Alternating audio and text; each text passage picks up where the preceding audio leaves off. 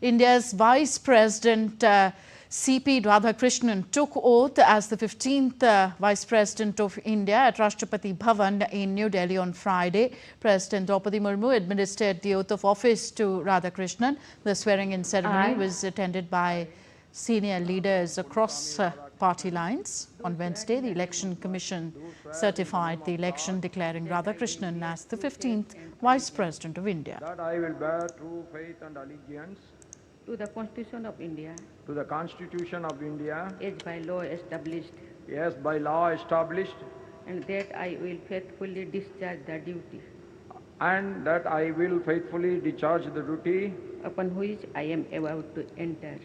upon which I am about to enter. CP Radhakrishnan took charge as the 15th Vice President of India on Friday. He also met Rajya Sabha Deputy Chairman, Minority Affairs Ministers, among others.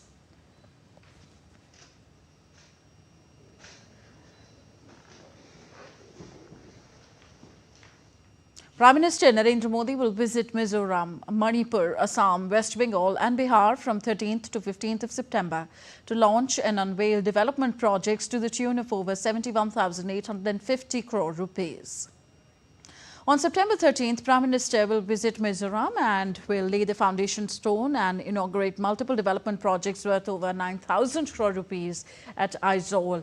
These projects will cater to multiple sectors, including railways, roadways, energy, sports, among others.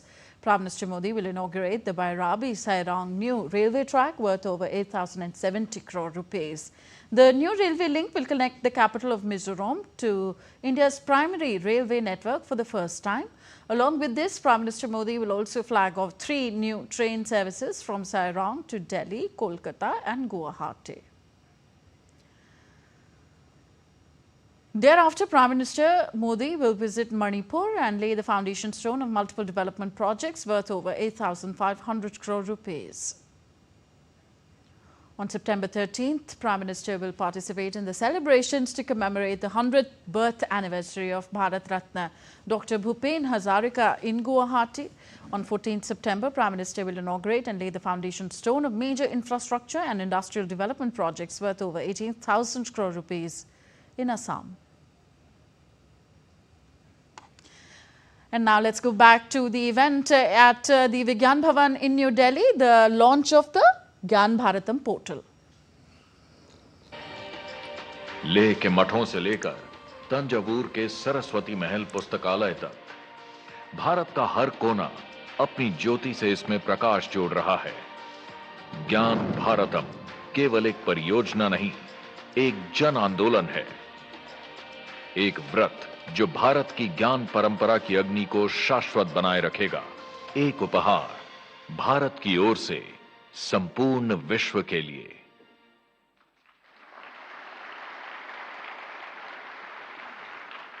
ज्ञान Bharatam portal के शुभारंभ की देवी सूचना आप सबको बहुत बहुत बधाई। माननीय प्रधानमंत्री महोदय के विजन के अनुरूप ज्ञान भारतम मिशन के लक्ष्यों को हासिल करने की दिशा में आगे बढ़ने का ढांचा और रोड मैप क्या हो, इस पर गहन चर्चा के लिए 8 वर्किंग ग्रुप्स का गठन किया गया था। इन वर्किंग ग्रुप्स में संबंधित विषयों के प्रख्यात विद्वान और विशेषज्ञ शामिल रहे हैं।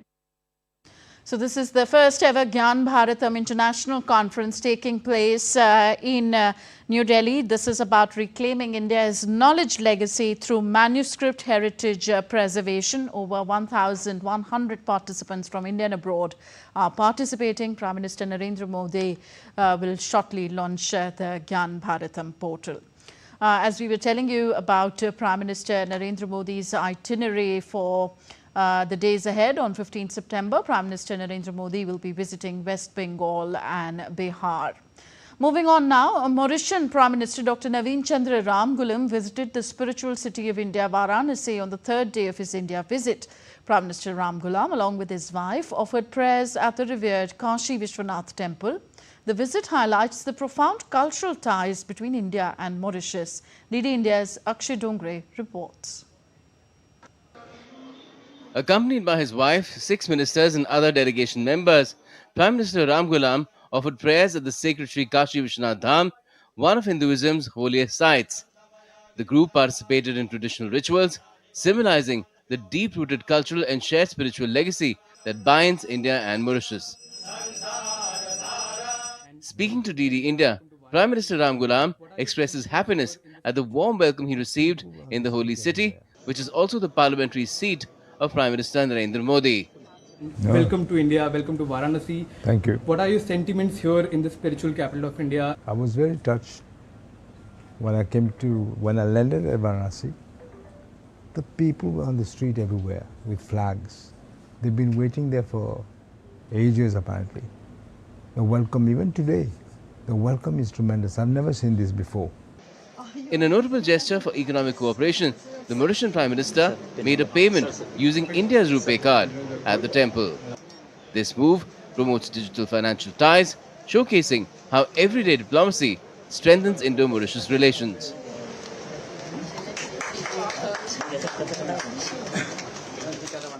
The spiritual visit to Varanasi follows Thursday's bilateral talks with Prime Minister Modi and landmark MOUs. Next, PM Ramgoolam heads to Ayodhya for prayers at the Ram Janmabhoomi Temple. He'll then move south to the Tirupati Temple and then to Delhi for further engagements. From prayers to partnerships, PM Ramgoolam's India trip weaves culture and cooperation, and as he moves forward with his visit, these ties grow stronger than ever. With Akshay Dongre in Varanasi, Bureau Report, DD India. India's Commerce Minister Piyush Goyal on Friday held a meeting with EU Commissioner for Trade and Economic Security Maros Sefcovic and Christopher Hansen, Commissioner for Agriculture and Food, along with the EU delegation in the national capital. Posting on X, the minister said that India-EU remains committed to achieving a balanced and mutually beneficial FTA, opening new avenues for businesses and maximizing opportunities for the shared growth of India and the EU. A chartered plane carrying some 300 South Koreans who were detained in a large-scale US immigration raid at a battery project site landed at Incheon Airport on Friday. Their return capped a week of intense negotiations by Seoul to win their release and bring them home. The plane also carried 10 workers from China, 3 from Japan and an Indonesian national. South Korean Foreign Minister Cho Hyun said on Friday that US President Donald Trump had called the detention wrong and ordered officials to review all options, adding that the two countries plan to establish a working group to consider a new type of visa for the Koreans. 이 문제를 보다 근본적으로 해결하기 위해서 What I heard during my meeting with US Secretary of State Marco Rubio on Wednesday morning was that President Trump has said, "This is wrong, review all possible options.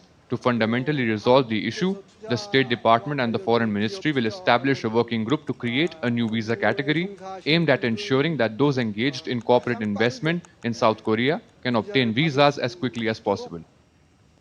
Poland's foreign minister arrived in Kiev on Friday for talks on security, days after a drone incursion into Poland escalated concerns over the spillover of Russia's invasion. Ukraine's foreign minister Andrzej Sybiha shared an image showing him meeting his Polish counterpart Radosław Sikorski at a train station in Kiev. Ukraine's foreign minister said that Ukraine and Poland stand firmly together. Both the leaders will hold substantial talks today about the shared security and pressure on Moscow. The visit comes as Russia and its key ally Belarus began major joint military drills early on Friday. US President Donald Trump, however, said Russia's drone incursion into Poland could have been a mistake. What's your reaction to Russian drone incursion into Poland? Could have been a mistake. Could have been a mistake. But regardless, I'm not happy about anything having to do with that whole situation. But hopefully it's going to come to an end. Now, a Polish official said in response that there can be no mistake with such a large-scale attack on Poland. Now, accusing European nations of hindering peace talks between Russia and Ukraine, Kremlin spokesman Dmitry Peskov said on Friday that peace negotiations have been paused for now. He further added that Russia is still open for talks. He reiterated that Russia does not pose a threat to Europe. Of course, you can't wear rose-colored glasses and expect the negotiation process to yield lightning-fast results. And I would like to remind you probably of the words of President Trump, who also said that at first he thought it would be possible to settle everything in one moment, but then he realized that more time was needed for this. The Russian side maintains its readiness to follow the path of peaceful dialogue and peaceful searches for ways to settle the situation. But the fact that the Europeans are hindering this is indeed true. It is no secret to anyone. NATO said on Friday that it did not see an immediate military threat after Russia and Belarus kicked off major military drills on the alliance's eastern border. The drills have put NATO on edge days after Poland accused Moscow of escalating tensions by firing attack drones through its airspace. The Zapad exercises come as Russian forces grind across the sprawling front line in Ukraine and escalate aerial attacks on Ukrainian cities. Russia also said it had deployed ships from its northern fleet in the Barents Sea and the northern regions of the Arctic Ocean for the exercises. NATO's eastern flank members that border Russia and Belarus are on high alert over the drills, some of which will be held in Belarus's Grodno region bordering Poland and Lithuania. Both the EU countries have ramped up security. Poland closed its border with Belarus overnight until further notice. Moscow has, however, downplayed the concerns, saying that these are planned exercises and they are not aimed against anyone.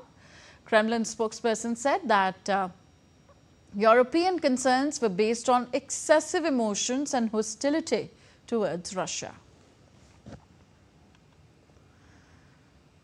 The European Union's member states agreed on Friday to extend sanctions on individuals related to Russia's conflict in Ukraine for another 6 months. Over 2,500 entities and individuals have been enlisted by the EU for the sanctions.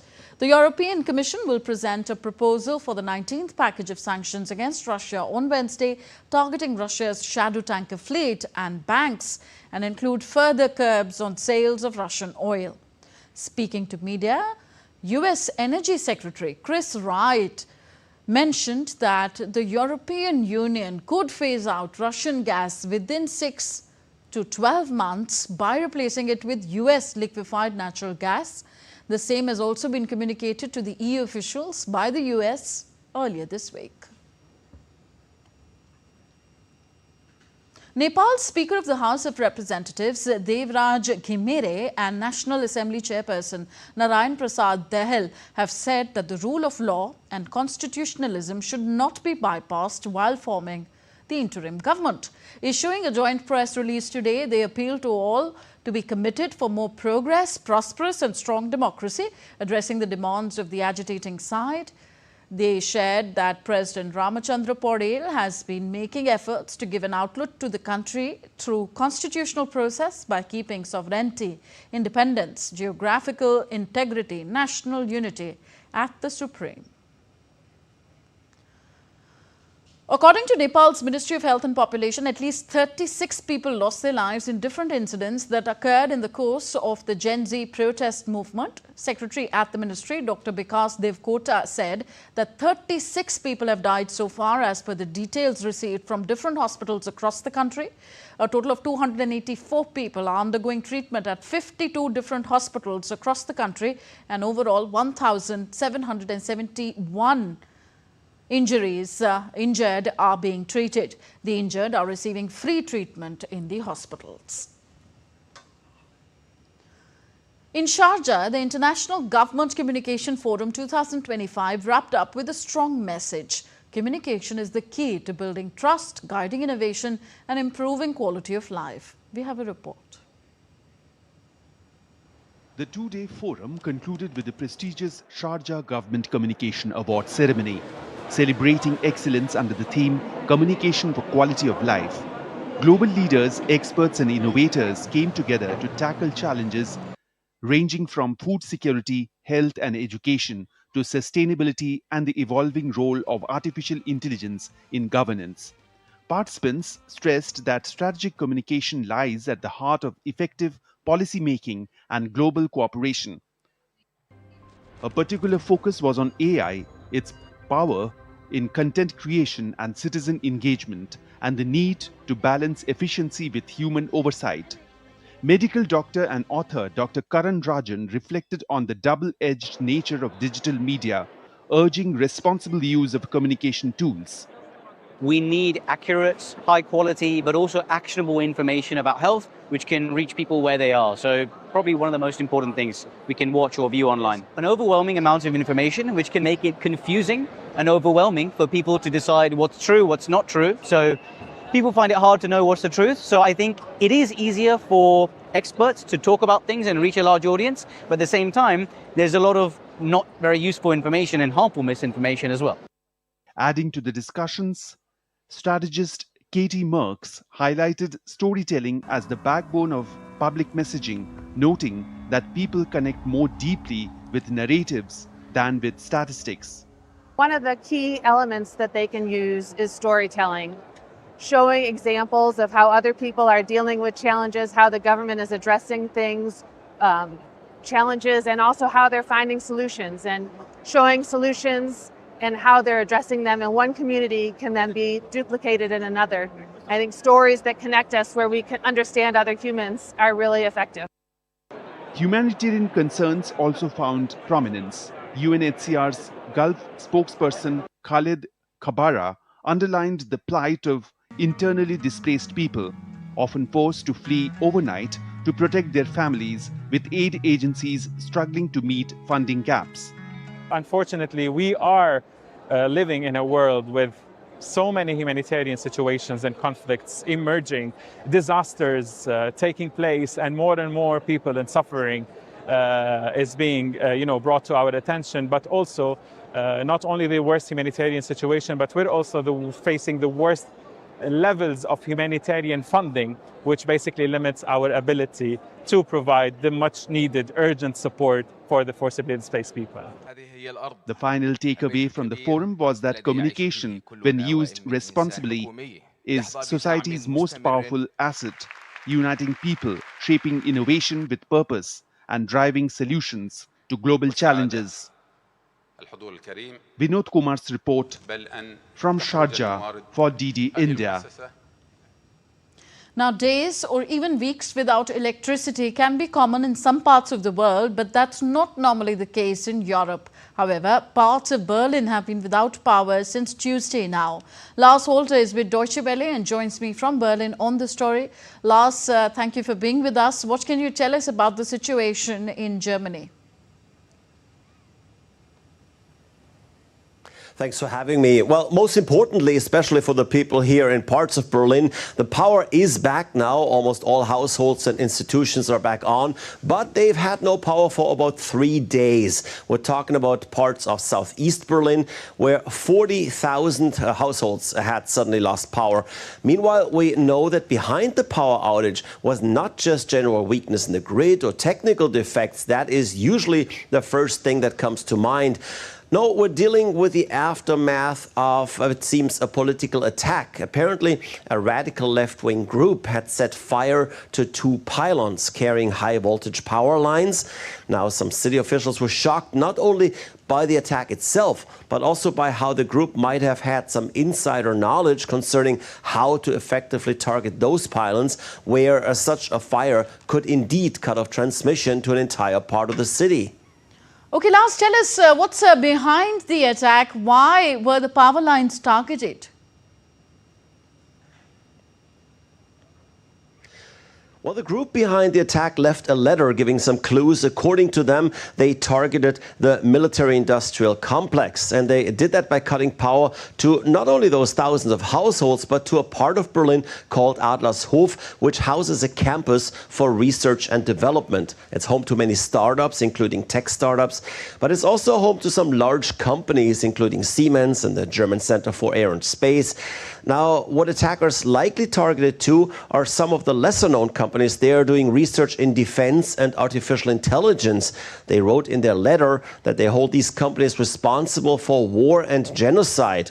Now, it's entirely unclear if the supercomputers some of these companies are running were hit at all. Usually companies with a high dependence on lots of electricity would have generators or some other form of backup. So as of now, we haven't heard anything about major damage to these companies on campus, nor have we heard about a possible impact on their work. Okay, thank you, Lars, for all those updates.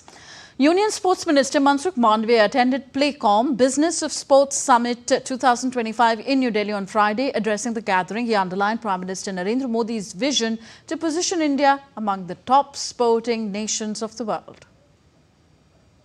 Comprehensive तरीके से holistic approach के साथ इस sports पर India में काम करा जाए तो ये देश वर्ल्ड के बेस्ट स्पोर्टिंग नेशन के रूप में हमारे सामने, दुनिया के सामने उभर सकता है। और मोदी जी ने यही करा। देश में स्पोर्ट्स एनवायरनमेंट खड़ा करने के लिए, स्पोर्ट्स इकोसिस्टम बनाने के लिए सारी इकोसिस्टम को जोड़ के बहुत डिस्कशन करा और हमने एक स्पोर्ट्स पॉलिसी डिक्लेयर करी। आप जब एक बार डिटेल से स्पोर्ट्स पॉलिसी का अध्ययन करेंगे तो उसमें कहा था कि स्पोर्ट्स में गुड गवर्नेंस भी आना चाहिए, स्पोर्ट्स में बेस्ट स्पोर्ट्स इंफ्रास्ट्रक्चर होना चाहिए, देश में टैलेंट नर्चर करने की एक सिस्टम बननी चाहिए। On the occasion, Indian Olympic Association IOA President PT Usha hailed India's growing sporting ecosystem, highlighting India's potential to emerge as a great sporting nation, noting how athletes are receiving greater recognition now.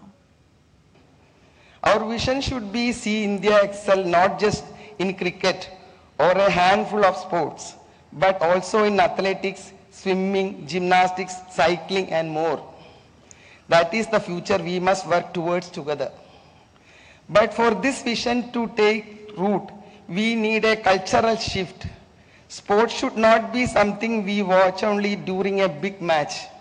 It should be woven into our daily lives. Every school should give children time and space to play. Every community should have safe grounds for boys and girls to train. Parents should see sport not as a risk, but as an opportunity. So that's all for this edition of DD India Live. Do let us know your thoughts on the news of the day. Connect with us on our different social media handles at DD India Live. And you can also download our DD India mobile app for quick news and updates on the go. We'll be back with more news as it breaks here on DD India. I'm Tanvi Taneja from all of us here in New Delhi. Thank you for watching. Namaskar.